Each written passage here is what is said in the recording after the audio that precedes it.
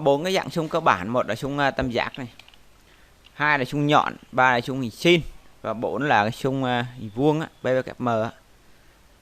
Thì ở đây chúng ta sẽ phân tích từng cái loại một. Đầu tiên là cái loại xung tam giác. Cái xung tam giác cái độ rộng phía trên này, tam giác ấy, thì cái độ rộng phía trên này nó bằng 0 này. Nó chỉ có hai cái phần sườn lên và sườn xuống thôi. Mà cái sườn lên sườn xuống này á, nhiều lúc nó cũng chỉ có một cái thôi, có một cái lên thẳng đứng. Ví dụ cái xung ở phía dưới này này là cái phần sườn xuống lên thẳng đứng này. Đây, đi thế này này. Đó. Nó lên xong nó xuống thẳng này. Đấy, như vậy ta được cái xung ở phía dưới này. Thì xung thì trên ta hình như phía trên á, ở đây là cái xung đơn. Còn phía dưới này là một cái xung lặp, tức là hai xung nó lặp lại hoặc nhiều xung lặp lại. Đó. Thì với cái xung kiểu này á, thì ta thấy là xung tam giác nó có cái độ dốc lên. Đó. Và có cái biên độ lên thế này. Đó. Biên độ cao thấp. Đó. Hay là cường độ của xung tam giác nhé. Và độ dốc của nó, độ của xung tam giác. Thì nó có nhiều cái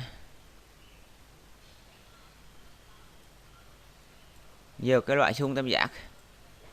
Ví dụ cái xung cái này cũng là một loại xung tam giác này. Đấy. Tiếng Anh nó là triangle box. Triangle box.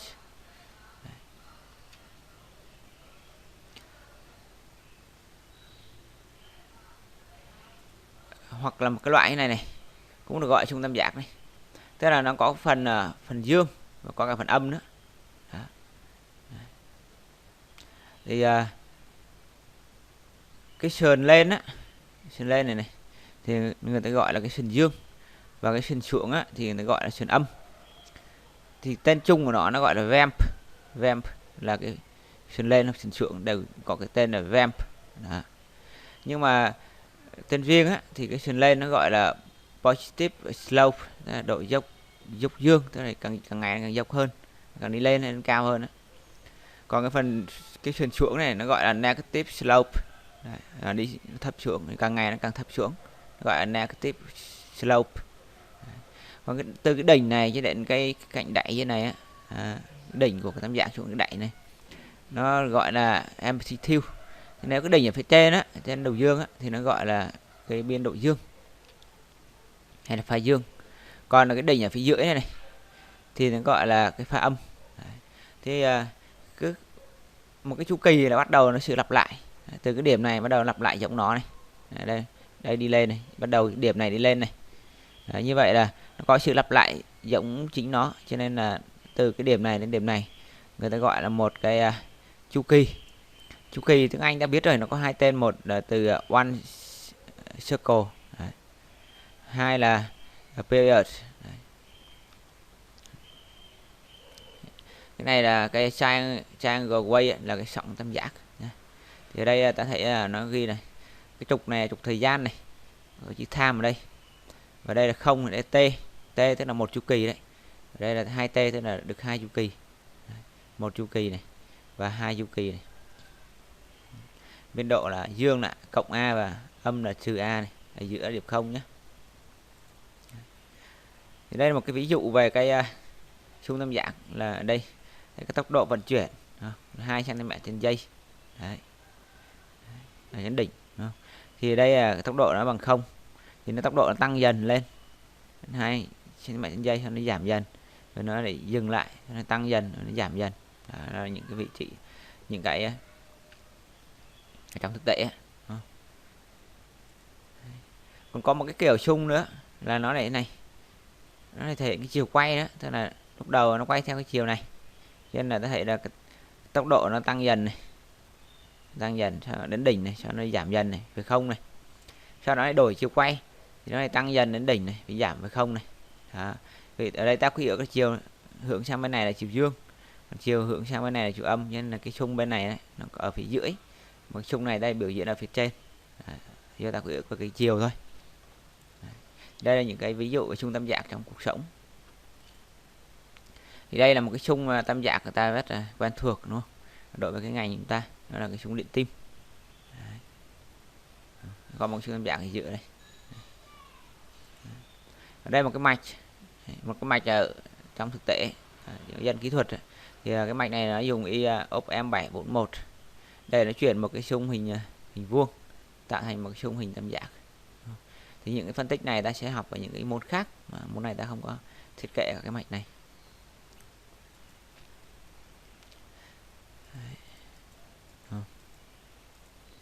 Bây giờ ta đi sang một cái xung tiếp theo là cái xung nhọn. Xung nhọn ta chọn cái này sang curve. Chọn cái này sang curve. Thì nó ra một cái xung nhọn nhé. Cái xung nhọn thì ở cái đỉnh nó không có. Cái độ rộng của cái đỉnh. Đấy. Yeah. Nó có thể cọ không, nhưng mà tốt nhất là nó không cọ thì nó sẽ trông nó nhọn hơn. Và cái độ cao ta có thể thay đổi được nhé. Thì đây là một số cái hình dạng cái xung nhọn. Trên hình trên này là một cái xung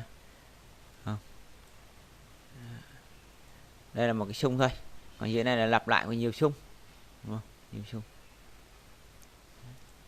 Đây là một cái hình dạng khác của loại xung nhọn này. Đây, nó đi xuống cái này, nó có phần trên và có cái phần âm ở dưới cái lên. Kiểu xung nhọn. Đây là một cái kiểu khác nữa, đây là cái này nó đi hơi cao, cái này nó đi thấp xuống này, nó rất là nhọn hơn, nó nhọn hơn hẳn trên này, xuống cái này. Đó. Yeah. Đấy, đây là một cái kiểu xung nhọn nữa, nhọn thẳng lên để dưới này. Nhọn. Đây là những cái dạng khung nhọn trong thực tiễn mà ta hay gặp. Bây giờ ta đi sang cái xung, nó gọi là xung sin. Xung sin thì chọn cái này. Đây là chọn sin này. Đây là chọn sin nữa này. Nó tạo một cái xung này, nó gọi là xung sin này. Đây, sin boys. Đó. Đây là một file thôi. Đây là một cái xung sin này. Nó có một cái phần lên này, đây. Nó có phần âm dưới này, phần dương này, phần âm này, dương này. Thì cái từ cái điểm ở chính giữa này lên cái phần đỉnh của cái xung, nó gọi là cường độ hay là biên độ của cái xung. Trục này là trục thời gian t nhé. Trục này là trục điện áp hay là trục cường độ của xung. Thì bắt đầu từ cái điểm này này, nó đi xuống này, rồi lên này, đi xuống này. Thì bắt đầu chỗ này nó phải giống hệt chỗ này. Như vậy là có sự lặp lại đây. Cái khoảng cách giữa hai cái điểm lặp lại giống hệt nhau này thì nó gọi là một cái chu kỳ của nó. Gọi là t, chu kỳ. Mình có thể tính t từ đây sang đây, hoặc là t từ cái điểm này sang cái điểm này, hoặc từ cái điểm này sang cái điểm này, đều được hết. Nói chung là cứ một cái điểm bất kỳ sẽ đến cái điểm lặp lại với giống nó thì được gọi là một cái chu kỳ. Thì cái tần số của cái xung này thì nó tính bằng f bằng 1 chia t, tức là lấy 1 chia cho cái chu kỳ này ra tần số. Thì đây là một cái xung sin mà nó có các thuật ngữ tiếng Anh. Đấy, thì cái chu kỳ nó gọi là one for cycle này, còn hoặc là gọi theo period, nó ký hiệu ở chữ T nhé. Đấy.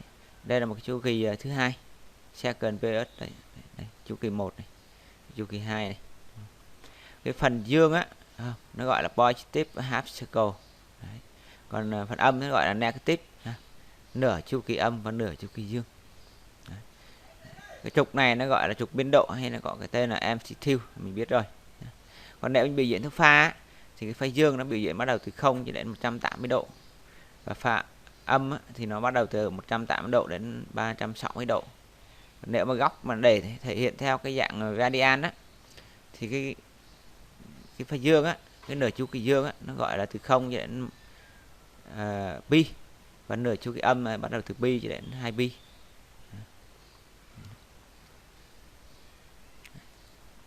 Thì đây là một cái ứng dụng của cái sin ở trong cuộc sống, đó là cái sự lan truyền của cái sóng ultrasound là cái sóng siêu âm. Đấy, và các cái bong bóng của nó. Đấy, purple là các bong bóng. Đấy. Thì ở đây nó có các cái sóng siêu âm, nó có và các cái quá trình nén giãn vật chất mà. Đấy. Thì đây là có sự nén. Đấy, đoạn này là giãn, đúng không? Đấy, nén. Đây là giãn. Đấy, rồi nén. Đấy. Đúng.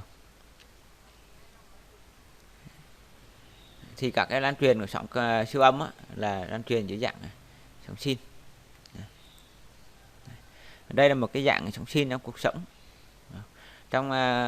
Trong thực tế thiên nhiên thì mình có cái sin mà màu xanh ở dưới này này. Đây, nó rất là mượt mà phía dưới này. Nó gọi là sin tự nhiên hay là Boursin. Boursin wave, tức là sóng sin tự nhiên. Đấy. Sin tự nhiên này Như ta nói là cái sóng siêu âm cũng vậy chẳng hạn, nó cũng là một cái sóng sin tự nhiên. Đấy. Còn trong kỹ thuật ấy, thì để tìm được cái sóng sin tự nhiên này nó rất là khó, cho nên người ta sẽ tìm cách tạo ra cái sin, nhưng mà này nó không phải là sin tự nhiên, mà nó sin do nó có cái sự mẽo mỏ hay nó thực ra là nó kết hợp với nhiều cái sóng vuông nó tạo thành. Đây. Đấy, nó gấp. Đấy. Nó thấy là cái phía dưới này, cái đường màu cam này đấy, nó cứ có những cái đoạn bẻ khúc gấp góc này, đó. Chứ thấy nó không hoàn toàn, mình mường tượng nó thấy nó cũng đi theo cái đường hình sin đấy, nhưng mà rõ ràng là nó không được mượt mà nó có những cái điểm vô ra nó không được mượt mà này, đúng không? Đấy. Thì cái loại sin này á, sin mà nó không mượt mà này nó cứ gấp khúc này nó gọi là sin modify là sin có sự điều chỉnh rồi đó, modify sin way. Đây là một cái sin modify này, mình nhìn á thì nó rất là mượt mà, đúng không? Nhưng mà thực tế khi mình soi kỹ vào trong từng cái điểm này thì ta thấy vào nó lại gấp khúc này, nó có thành từ khúc này. Đây, có cái gấp khúc này, giống kiểu một các cái chung vuông nó ghép lại với nhau đó. Thì cái sin này nó gọi là sin modify ấy. Sin này là sin do ở trong kỹ thuật người ta hay dùng, còn nó không được rộng cái sin tự nhiên lắm. Đấy. Mình thoạt nhìn bên ngoài thì mình thấy nó rộng, nhưng mà khi soi kỹ vào thì nó không rộng đâu. Đấy, nó có cái phần này. Còn nếu mà là sin tự nhiên thật á, thì khi soi kỹ vào nó vẫn là một cái đường này, đúng không? Chứ không có cái kiểu dích dắc cái này đâu. Thì xong cái sin rồi, ta sang cái phần tiếp theo là cái BWM. Đây là những cái sin này. Đấy. Sang cái phần tiếp theo là BWM. BWM thì đây ta quay lại cái dạng này, dạng căn bản của ta là chọn hai cái là line nhé. Thì BWM là một cái chung vuông. Đấy, một chung vuông, bản chất nó là các cái chung vuông cái này. Đây, các chung vuông cái này là gọi chung BWM này, hay là chung vuông mà nó lặp lại á, lặp lại cái này này. Đấy, thì nó tạo thành một cái chung PVKM nhé. Đó. Thì ở đây nó có chung vuông, nó có cái phần này nó gọi là phần gì nhỉ, là width, là cái phần độ rộng của cái chung đó. Đấy. Yeah. Và cái phần này nó gọi là cái positive half, là cái nửa dương hay nửa tồn tại của chung ấy. Còn phần tiếp theo là cái phần mà nó không có, nó ở mức thấp, gọi là negative half. Đấy, đây là phần nghỉ. Thì tổng hợp giữa cái phần on này và cái phần nghỉ nó tạo thành một cái on cycle á, tức là một cái chu kỳ của nó. Đấy, và cái độ cao này nó gọi là amplitude. Đấy, thay đổi độ cao này. Sau một cái one cycle, tức là một cái chu kỳ, thì nó lặp lại như vậy. Đây, và nó cũng có thể ghi thế này, đoạn là mình ghi on này, đoạn này off, tức là lúc này là có xung, lúc này không có xung, on off. Và thời gian nó có thể ghi là t on và t off. Cái thuật ngữ mà mình gặp kỹ thuật ấy, mình thấy nó ghi t on t off, mình biết cái đoạn này là xung nó lên, là xung nó xuống. Đó.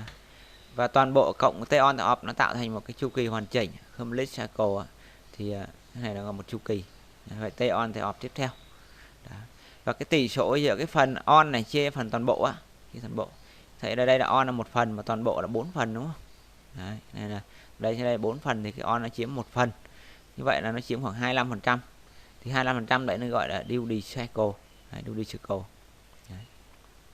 Duty cycle ở đây chỉ là 25%, tức là lấy cái t on chia cho toàn bộ, chia cho cái t á. Đây. Cái duty cycle nó là t on chia cho t. Đấy. T on này chia t là từ đây đến đây nhé. Chứ không phải là nó bao gồm t, tức là bao gồm cả t on cộng t off. Và nó chính là bằng 1 chia cho f này. F là tần số. Đây, chu kỳ này. Đấy, duty cycle bằng độ rộng của xung chia cho chu kỳ của xung này. Trong hợp này là 25% này. Đấy. Thì nó có những cái dạng xung nữa, cái kiểu thế này. Là nó có cái phần on, nó có lúc ở trên cao mà có lúc nó ở dưới thấp. Vậy chu kỳ nó tính thế nào? Đây, khi nào cái phần on này nó lặp lại giống nó thì được gọi chu kỳ. Như vậy trong một cái chu kỳ nó vừa có một cái phần on lên này, sau nó nằm ngang này, sau này nó âm xuống này, lên này. Đấy, khi nó on lại á, nó lên, nó dương lại á, thì bắt đầu mình tính là một chu kỳ. Cứ từ một cái điểm bất kỳ đến điểm lặp lại giống nó, từ cái điểm này này đến cái điểm này lặp lại giống nó, đúng không? Thì đó là một cái chu kỳ. Đấy. Hoặc từ đây này cho đến đây này cũng gọi là một chu kỳ. Thì biên độ nó có hai kiểu, một là biên độ ở phần dương và hai biên độ ở phần âm. Còn độ vọng cũng vậy, độ vọng có thể có độ vọng ở phần dương và độ vọng ở cái phần âm ở phía dưới. Đấy. Và đây nó xuất hiện một cái khoảng nghỉ tức là gì? Khoảng nghỉ giữa hai xung, là từ đây này cho đến đây là một khoảng nghỉ. Nhưng mà ở đây nó xuất hiện một cái này nữa. Cho nên nó cũng không, ở cái đoạn này nó chỉ là đảo chiều âm xuống thôi, chứ nó không có nghỉ, không có mất xung. Thì nó cái khoảng cách giữa cái phần âm và cái phần dương này nó gọi là một cái delay, một cái độ trễ giữa hai xung âm và dương. Thì cái biên độ á, lúc nãy ta gọi là một cái amplitude, nhưng mà nó còn có một cái tên tiếng Anh nữa là cái intensity. Intensity là cái cường độ. Nếu mà đây là cái cường độ dòng điện thì nó là current intensity.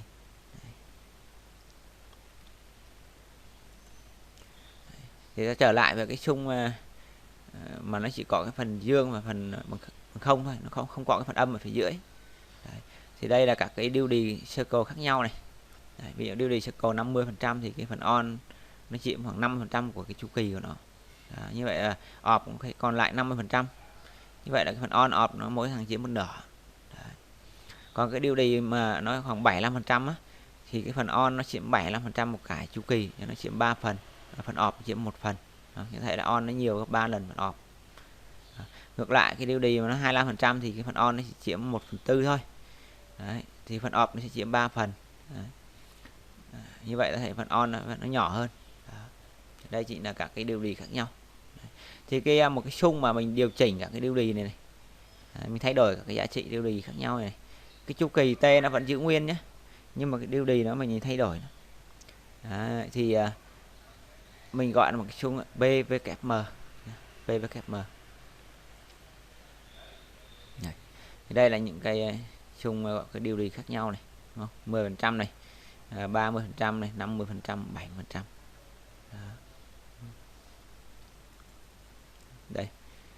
Đây là một cái loại xung nữa. Đây, trong một cái chuỗi xung đó này, cả cái duty nó này tự nhiên nó khác nhau đó. Cái xung đầu tiên thì nó là 25%. Cái này có 10% thôi. Cái này xung tiếp theo là 25% này, cái này là 50% này. Đây, 50 này. Phần 25 thì phần on này nó chỉ một phần này, phần off 3 phần này. Cái xung tiếp theo thì phần on 50%, phần off 50% này, là mỗi thằng chiếm một phần này.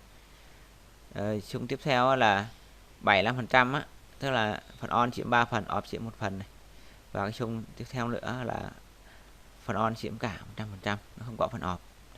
Đây chính là cái xung mà theo thời gian nó có sự thay đổi về mặt gì? Duty. Đây. Đúng không?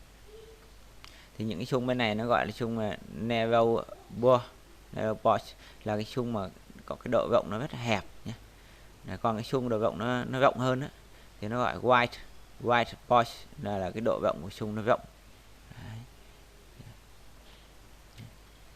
Thì vậy cái xung mà cái độ rộng nó hẹp á, thì cái năng lượng nó nhận được nó thấp, cho nên người ta gọi là cái giá trị trung bình của nó, trung bình của cả phần on off cộng lại trung bình nó chỉ mức này thôi này, thì nó làm cho cái giá trị tổng cộng hiệu dụng á, nó gọi là giá trị hiệu dụng nó bị thấp lại.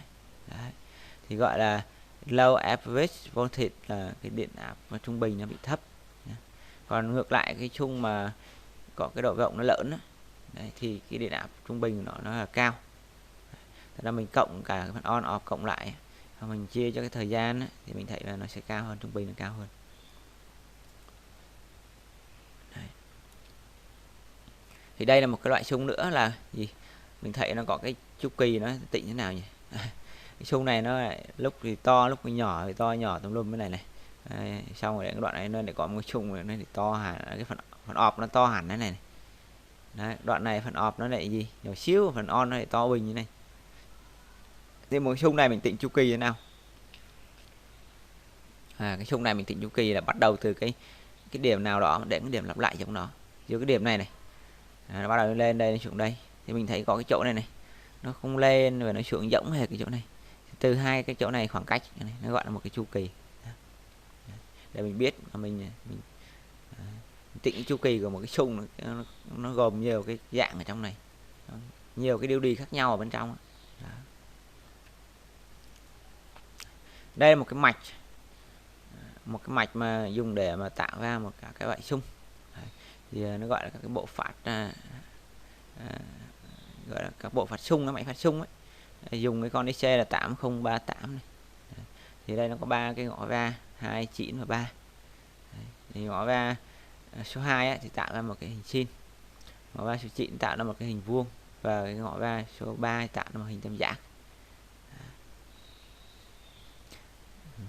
Những cái mạch này ta sẽ học ở cái phần sau, phần này ta không có nghiên cứu sâu về các cái mạch này.